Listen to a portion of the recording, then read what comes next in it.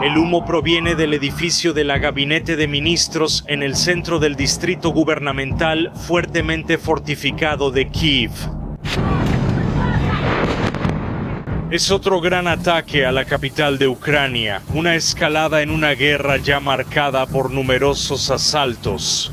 Las autoridades en Ucrania afirman que este fue el mayor ataque aéreo desde el inicio de la invasión a gran escala.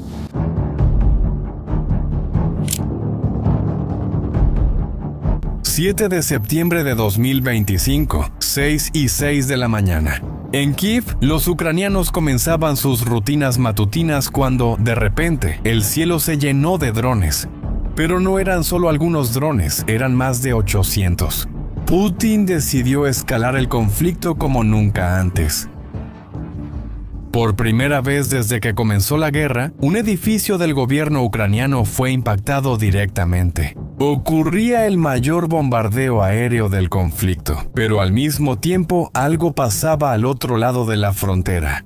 Ucrania no solo se estaba defendiendo, estaba preparando una respuesta que pondría a Putin en una situación que él no esperaba. Una que ahora se siente en las calles de Rusia. Para entender lo que realmente pasó ayer, primero tienes que ver la escala aterradora del ataque ruso. No fueron solo los 800 drones, lo cual ya es un número sorprendente, también hubo 13 misiles, incluyendo 9 misiles de crucero Iskander y 4 misiles balísticos. Todo eso fue lanzado sobre Ucrania en un solo ataque coordinado. La hora que los rusos eligieron tampoco fue una coincidencia, 6:06 de la mañana.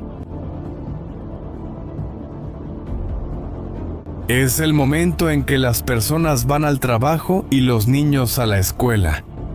Putin parecía decidido a causar terror en la población ucraniana y... el ataque fue devastador. Al menos 4 personas murieron, entre ellas una madre y su bebé que tenía apenas 3 meses de edad. La onda de presión de una explosión los arrojó fuera de la casa. 44 personas resultaron heridas, edificios residenciales fueron alcanzados directamente, pisos enteros se derrumbaron. Incendios comenzaron en varios puntos de la ciudad. Y aquí hay un detalle que pocos notaron, pero que lo cambia todo.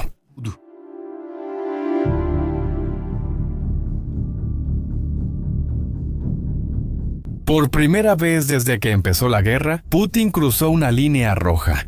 El edificio del gobierno ucraniano fue alcanzado. Sí, el corazón político de Ucrania ardía.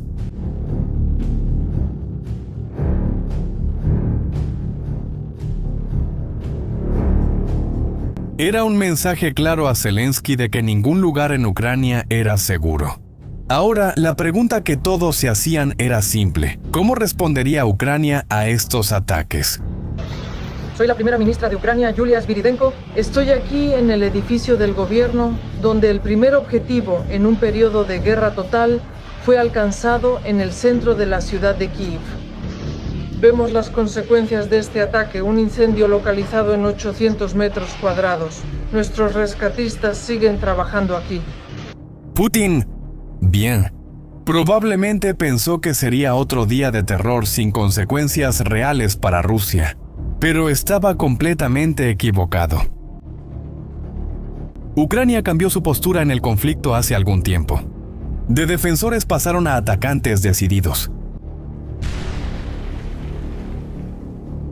Pocas horas después, mientras los bomberos seguían trabajando en Kiev, inició la primera parte de la venganza ucraniana. A 500 kilómetros dentro de Rusia, en Krasnodar, ocurrió una explosión.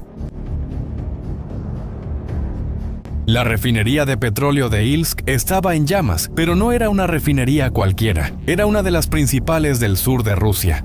Procesaba más de 6 millones de toneladas de petróleo al año. Su ubicación cerca del Mar Negro significaba algo muy importante. Combustible directo para las tropas rusas en Crimea y en la Ucrania ocupada. Atacarlos fue como cortar una arteria vital de Putin. ¿Quieres saber qué ocurrió después? Bueno, las autoridades rusas hicieron lo que siempre hacen. Dijeron que sus defensas aéreas funcionaron perfectamente. Solo restos de un dron ucraniano cayeron en la refinería. El incendio fue pequeño y se controló rápido. Pero los videos mostraban otra historia. Se veía el humo negro elevándose al cielo. Las llamas eran visibles a kilómetros de distancia. Mientras Ilsk seguía ardiendo, la segunda parte de la respuesta ucraniana estaba ocurriendo en la región de Briansk. Misiles y drones ucranianos alcanzaron un objetivo aún más estratégico: la estación de bombeo del oleoducto Druzhba. El Druzhba no es un oleoducto común. Es una de las principales arterias energéticas de Europa. Transporta petróleo ruso a varios países, incluyendo Hungría y Eslovaquia. También transporta productos refinados de Bielorrusia al ejército ruso. Era como atacar simultáneamente la economía rusa y su máquina de guerra. Esta fue la cuarta vez que Ucrania atacó el Druzhba en un corto periodo. Hungría y Eslovaquia ya habían presentado quejas oficiales sobre estos ataques. Advirtieron sobre el riesgo en sus suministros de energía y pidieron a la Unión Europea presionar a Kiev para detenerlo, pero Kiev ignoró las quejas. Para Ucrania, esta refinería es un objetivo mientras siga apoyando la guerra contra ellos. El tercer ataque ucraniano, más tradicional pero igualmente importante, ocurrió en Kursk. Drones atacaron depósitos militares y tropas rusas reunidas. Kursk es crucial para las operaciones rusas en el norte de Ucrania. Ahí es donde se encuentra la logística que abastece a las fuerzas que atacan la región de Sumy. Destruir esos depósitos significaba debilitar directamente la capacidad rusa de mantener sus ataques. En solo unos días, Ucrania atacó 3 puntos vitales: producción de combustible en Ilsk, transporte de combustible en Druzhba y logística militar en Kursk. Fue una demostración quirúrgica de guerra asimétrica. Mientras Putin desperdiciaba cientos de drones para aterrorizar a civiles, Ucrania usaba sus armas precisamente contra objetivos que realmente importaban. Aquí la historia se vuelve realmente interesante. Estos ataques no fueron aislados, son parte de una campaña iniciada en agosto que causa un efecto devastador en Rusia. Esto se debe a que, a finales de agosto, Ucrania ya había logrado eliminar entre el 17% y el 20% de toda la capacidad de refinación rusa. Algunos especialistas dicen que ahora, después del ataque a Ilsk, la cifra podría haber llegado al 27%. La estrategia ucraniana es brillante en su simplicidad. Los drones ucranianos no tienen suficiente poder de fuego para destruir refinerías enteras, así que hacen algo más inteligente. Atacan componentes específicos, unidades de craqueo, sistemas de destilación, equipos difíciles de reemplazar. El resultado es que toda la refinería se detiene hasta que logran repararla. Y aquí es donde está el problema para Rusia. Por las sanciones occidentales, no pueden comprar las piezas específicas que necesitan para reparar el daño. Y como puedes imaginar, esto está generando un enorme retraso en las refinerías. Ahora tienen que lidiar con el mantenimiento normal, además de las reparaciones urgentes en refinerías. Hay un aumento del 65% en el número de refinerías que están fuera de operación en comparación con lo planeado. Las consecuencias se están sintiendo en todo el territorio ruso. Desde Karelia, en el noroeste, hasta el extremo oriente, hay reportes de escasez de combustible. Hay largas filas en gasolineras y en lugares como Crimea el combustible está racionado. Racionamento de combustible. Los precios de la gasolina se han disparado. Han subido casi un 50% desde principios de año. Para Putin esto es una pesadilla política porque el contrato social ruso siempre ha sido simple. La población ha permanecido callada políticamente. Y a cambio habría estabilidad económica. Y en ese sentido, la guerra fue vendida como una operación militar lejana que no afectaría la vida cotidiana. Pero la falta de combustible y los precios altos son problemas que todo ruso siente en el bolsillo. La propaganda no puede ocultarlo y esa presión trasciende las fronteras rusas. Después del ataque a Kiev, el presidente estadounidense Donald Trump dijo que estaba listo para avanzar a la segunda fase de sanciones contra Rusia, aunque no dio detalles. Especialistas interpretan esto como sanciones secundarias, es decir, castigar a países que siguen comprando petróleo ruso, como India y China. Esto crearía una tormenta perfecta para la economía rusa. Por un lado, Ucrania está destruyendo físicamente la capacidad de Rusia para producir combustible.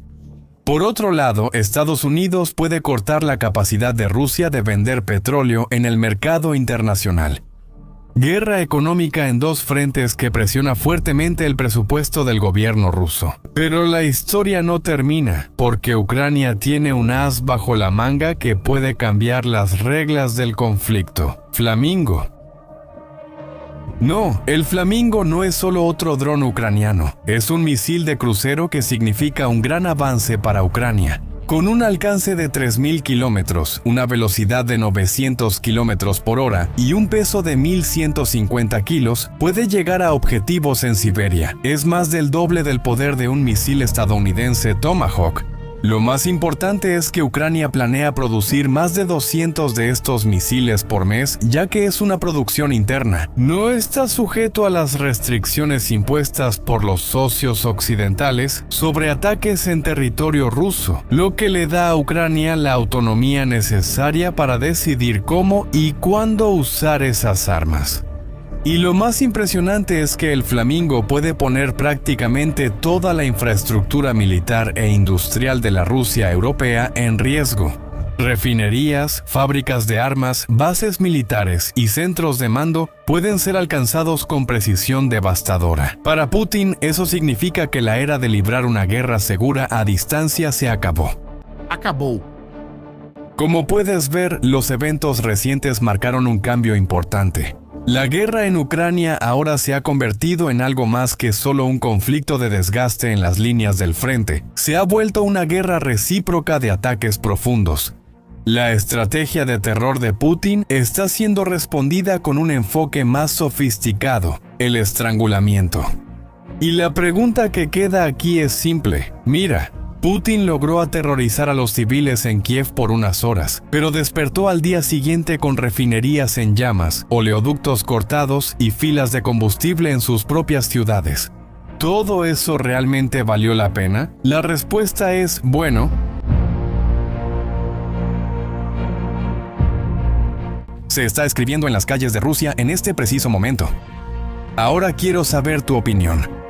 ¿Crees que estos ataques coordinados de Ucrania tienen la capacidad real de frenar la máquina rusa a largo plazo? Deja tu opinión en los comentarios. Si te gustó este análisis, suscríbete al canal y comparte este video para que más personas entiendan lo que realmente está pasando en este conflicto. Nos vemos en la próxima.